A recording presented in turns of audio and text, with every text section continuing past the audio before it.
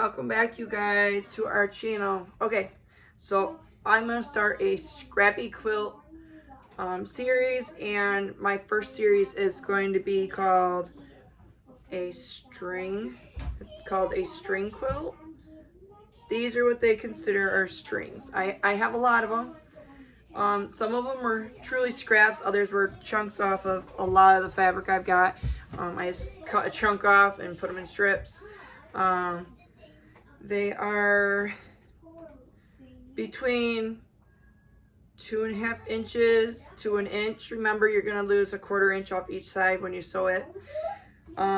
So this is going to be fun. That one needs to be cut. So I'm going to show you guys a really fast way of doing this. Excuse the kids in the background. They are playing a video game. I've asked them not to make too many weird noises and argue, so we'll see how that goes. But anyways, our whole idea is to get to this. Now I'm also doing what they call is quilt as you go, but I'm not doing my back on, but it's on my batting. So I cut my batting into squares, which this is the batting I bought. Right here, this is a twin size, so it's gonna be a big quilt. So I cut them in 6.5 inch squares. Why 6.5 inch squares? Because, where'd it go? Where'd it go? I have, oh, there it is. It's clear, so I have a hard time seeing it. I have a 6.5 inch square black. So, it's easier to use it. If you have one, cool. If not, just use a regular ruler. It don't matter.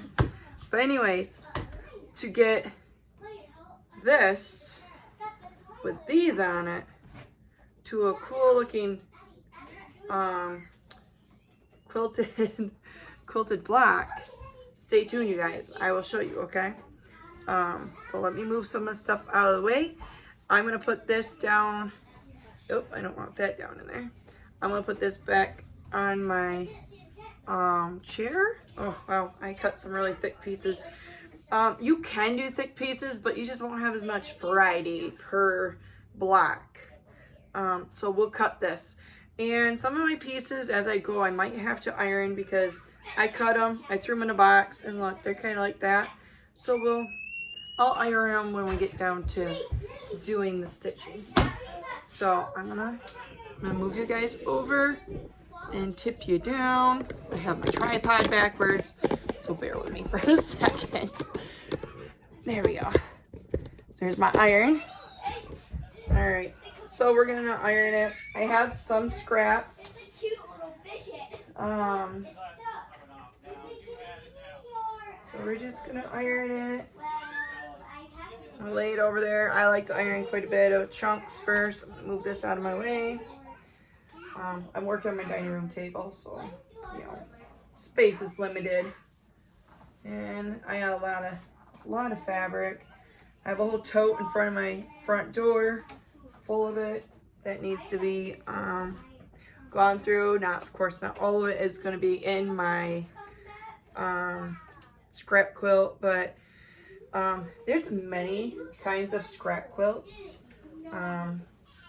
And you don't even have to make a quilt with this, you guys. If you guys want to do this along with me, I'm hoping to do a live in a week or two and just sit down and sew blacks and try to answer questions. I am definitely not a professional at this whole quilting thing, but I enjoy doing it. I am not a very straight stitcher. Oh, that one didn't get the kinks out of it. But this kind of quilt, I kind of call it a rebel quilt because quilting with scraps, there's really not much of a rule. The biggest rule there is your very beginning strip, and I will show you what I mean when we sit down and start sewing. So this is kind of like an intro. Get you prepared if you have scraps. If you don't have scraps and you want to try this, go get a couple of fat quarters or a couple of quarter yards off of a couple of bolts that are on sale at Joann's or Michael's or Hobby Lobby. or any other quilt shop. See, this is a little bigger, but I am going to iron it and we'll cut it up. I am one of those kind of people like, oh, I don't want to cut this fabric up because what if I have something else I want to do with it? Well, if I have something else I want to do with it and they still make the fabric, I need to learn that I can go to the store and buy more. I'm sitting here with some fabric I've had since I was a kid. I mean, I'm 39 and I started sewing as soon as I possibly could learn how to use a sewing machine. I was pretty young, and so you can imagine, like, this right here is old. I don't know how old it is, but I've had it for as long as I could remember. It's kind of thin, but I think with these thinner strips and cutting it on there and sewing it right onto the batting, a couple of strips of this isn't gonna hurt. So we're gonna cut a little bit of this, cut a chunk of it, and we're gonna add it to our scrap bin. I'm not gonna do a whole bunch of my scraps right now to show you guys, but I wanted to kind of give you an idea. Not everything has to be per se a scrap, but it can be. Here, I'll show you. This is a paper box, and here's some of my strips. Some of this was actually bigger yards, and I just cut a chunk off and stripped it. Others were pieces I've had that are small, that strips I had. This right here is from my flower girls for my wedding. The lady that made my dresses back in 2013, I asked her to please keep the scraps for me. I didn't know what I was gonna do with them, but I did not want to see that fabric go to waste. Guess what? I can incorporate it in my scrappy quilts. So if you don't want to conquer doing an actual quilt, a full-on quilt, you can do like a baby blanket. For even your, if you have a daughter or a granddaughter that has dollies, make a little blanket or a little tiny pillow to go with it.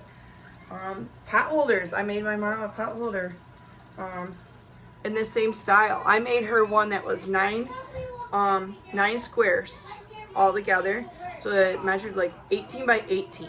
It's huge, and it's gonna go in the middle of her table for when we have our dinners, like for Thanksgiving and stuff.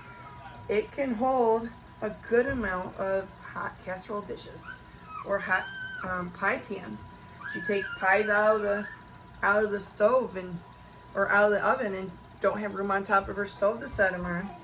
She can put them on her table on the hot pad and probably put about four pies on it, you guys. If you want, I can make a tutorial on how to do that, either with Scrappy chunks, or we could even do a quilt as you go, 100% quilt as you go, all 3 layers for one. I mean, but first we gotta conquer this. We're gonna work on this first, okay? Okay, that should be good. See, I have this whole pile here I'm gonna cut up. These were supposed to become masks. Not this fabric. This fabric is special BioSmart fabric. We're gonna keep that. If I have to start making masks again, I have a lot of fabric. This is just what I went through and pre-cut. So we'll get that, but I'm not gonna do that all right in front of you guys, because really, how boring is it to watch me cut fabric, okay? So I just have my handy dandy tiny cutting mat. I really need to upgrade and get a bigger one. I'm gonna turn it this way actually, but for now this works. These don't have to be perfect. If they're a little off, it's fine. Oh, I need to go get my cutter. Hold on. Rotary cutter works good. If you don't have one, scissor works good too. This was about 1 3/4 inches. That's good. Into the box they go. There's another chunk like that. That's the cool thing. It don't matter. I mean, if you want to work with smaller than 1 inch, I mean, go for it. But by the time you start Oh, that one's good. I think that just needed to be pressed. Just remember, you have a 1/4 inch allowance, and sometimes that 1/4 inch, you know, with any smaller than an inch will get ate up. So, not sometimes, it will, unless you adjust your allowance. And then you just want it, I want them different sizes. So see, this one's a little bigger, that one's a little smaller. See that? I didn't really want to cut that. You know why? Because I have applique with that is a chicken that has a bandana on. I like to use that for the bandana. But I can go get more. And I think I have more actually. But that's the reason I have all this fabric. I'm worried if I use it, I'll use it all up and then I won't have it for other things. So we're going to see, this one's a little too long for my cutting mat and for my blade. I'm not going to worry about the selvage edge right there. I'll just cut right through it. It's not going to matter too much. You don't have to line it up, but for me it helps when it comes to putting this straight up and down. Here we go.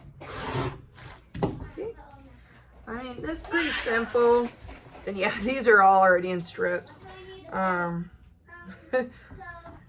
These ones I already had in my box, but come to find out, they're just too big. When I first did my strips, I cut them too big, so now I'm cutting them a little smaller. Excuse the background noise. Evie's upstairs playing with a toy. Or her dad's playing with it. I'm not sure which one's making all the racket, but I really wanted to do this today. So now I'm gonna cut this part off. And I would say save all your itty bitty pieces because there's a thing called a crumb quilt, but this is just too small. I'm not gonna use it. If you want, you could always save those small chunks like that for, I've heard of people keeping them in a bag and they'll make, they'll take a pillowcase and fill it. And once they get it filled with that and batting and stuff, they sew it closed and donate it to an animal shelter for dogs and cats. So I might end up doing that, depending on how much scrap is actually produced off my scrap busting stuff. I've been watching a lot of videos. There are so many cool ideas and what you could do with your scraps. So I'm excited. I've been bugging my friends on Discord and YouTube about it, and Steven, of course, probably driving him crazy. But I really wanted to do this. I thought it'd be kind of cool to do like a Scrappy series. So this isn't going to be the only quilt. It's just going to be the beginning. And maybe it won't always have to be quilts. Maybe it's a Scrappy mug rug or something like that, you know. So I'm pretty excited over it. But anyways, you guys, I'm going to finish cutting some more of this, a little bit more, and then I'm going to hop to the machine and show you guys how we build these awesome blocks for a string quilt. All right, you guys, I will see you back over here when I get my machine done. Welcome to my sewing machine. I wanted to show you guys the difference between the front and back of your batting. The front of your batting is much more smoother, and your bottom of your batting has more of a foofy feel to it. The reason it's important to try to make sure you have your top on top is because when it's pulling, when the stitches go in and out, the needles go in and out, it doesn't pull as much of the fuzzy through your fabric, if that makes sense. All right, so the first thing we do is we go from the top corner with your fabric, go a little over. We're gonna cut these, so no worries. You want those extra pieces hanging off. Then you go down to the other corner, right side up on your fabric. So that's your first middle piece. And then we're going to need another piece. Let's see if I can find one that's long enough. You want to make sure it's long enough. Yep, this will be long enough to flip over. So right side to right side now. Line this up to the side you're working on. And double make sure it's long enough. This one's just long enough. It's just because of a smaller chunk of fabric. All right, now you guys, we will do this. All right, right here. And you don't have to reverse. I just going to, but I forgot you don't have to. We're sewing a 1/4 inch. I have a walking foot on. Nope. I keep forgetting not to reverse. All right. I like to chain stitch these, but for my first quilt block, I want to show you guys it without chaining it, making it chain. See, watch this. And we're going to do what they like to call as finger press. So you kind of just push it and press it. I have watched videos. They said that if you press too much with your iron on your batting, you could flatten your batting quite a bit. I'm sorry about the background noise, you guys. The kids are going crazy, and now the dog is going crazy. So here's this Lillian, and then all right, and then we do another 1/4 inch. I like to start off of the batting and stitch the fabric, and we're just gonna go. It don't have to be perfect, so if you're not the best at stitching straight, which I'm not, this is almost a perfect project for you because there's not many rules. See, oh, pretty. All right, I think we need to have kind of a funky color in here. We gotta get that corner covered. You always want to cover your batting, or if you don't want to use batting, you can use a piece of muslin. Just about anything you want. Let's see if I can find a little piece. Oh, here we go. Look at it. Oh, it's so cute. We'll try that.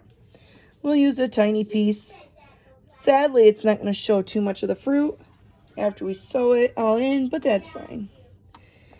As long as it covers. Well, actually, hold on. Let me double check because I don't want to have an itty bitty tiny piece on the...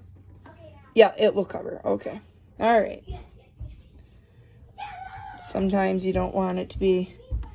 All right. And a 1/4 inch stitch. Here again.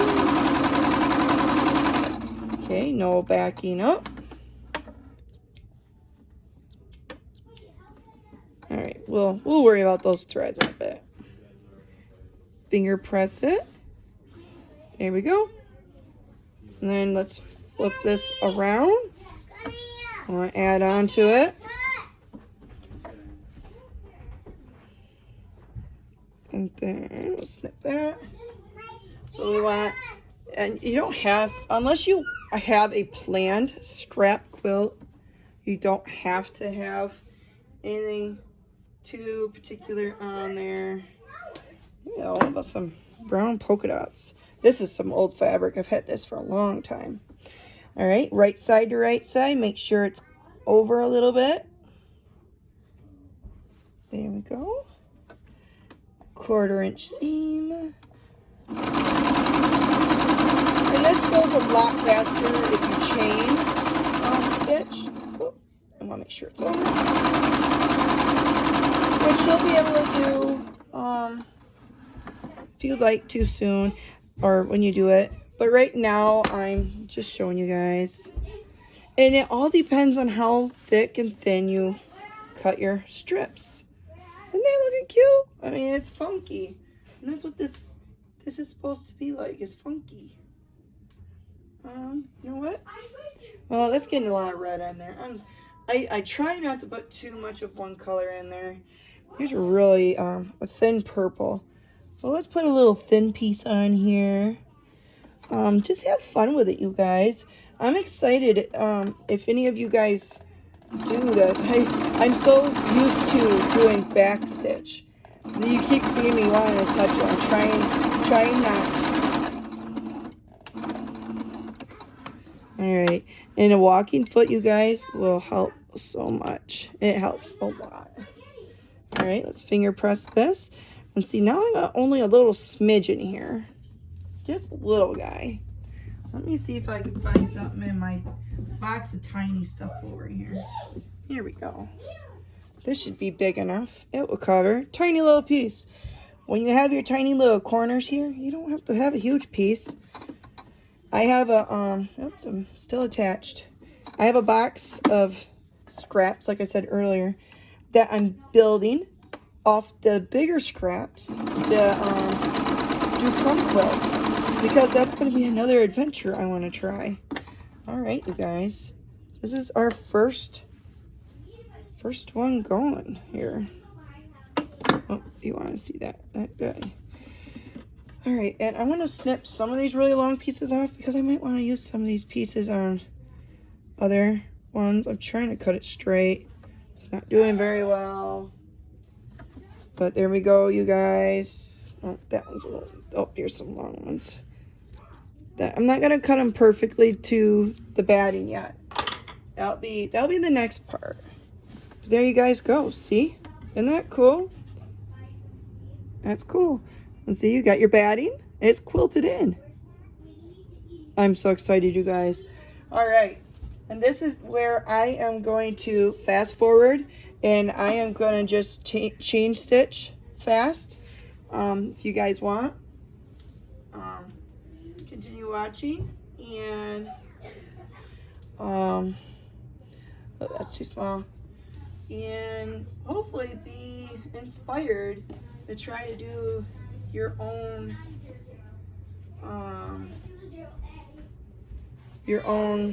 oh my goodness, I'm lost for words. Where's Nairo when you need her? She's always got the words too. Oh, inspired to do a quilt also, or even try a quilting technique and make something else. You can even make tote bags, you guys. But here we go. I'm going to zoom you in a little more, and you guys can just watch me go. And I'm going to put some music on. I'm going to fast forward this. All right? Enjoy, you guys. Oh, can't go yet. Oh, no.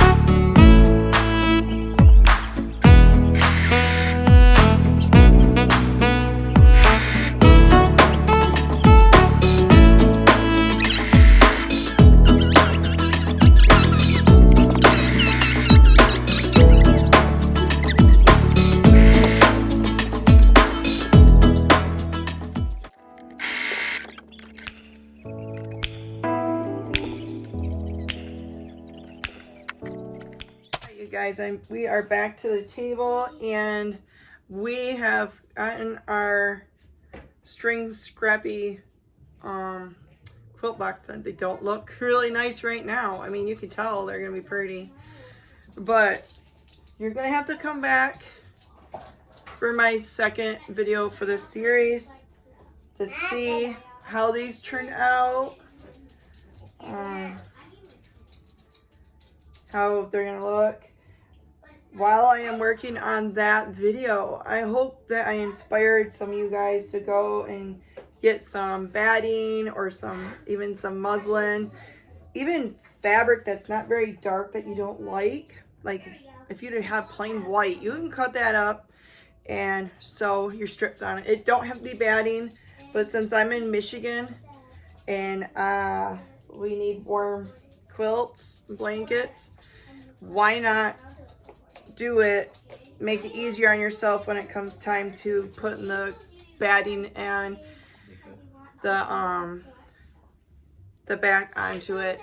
I have a hard time finishing my quilts because I don't like doing the batting or the backing or the binding for that matter. I'm not the biggest fan of finishing quilts. I like making the tops as long as they don't have to be perfect. I'm not a perfectionist. I'm not very good. Make my corners right. So we're gonna be working on that. I've seen a lot of patterns I want to try.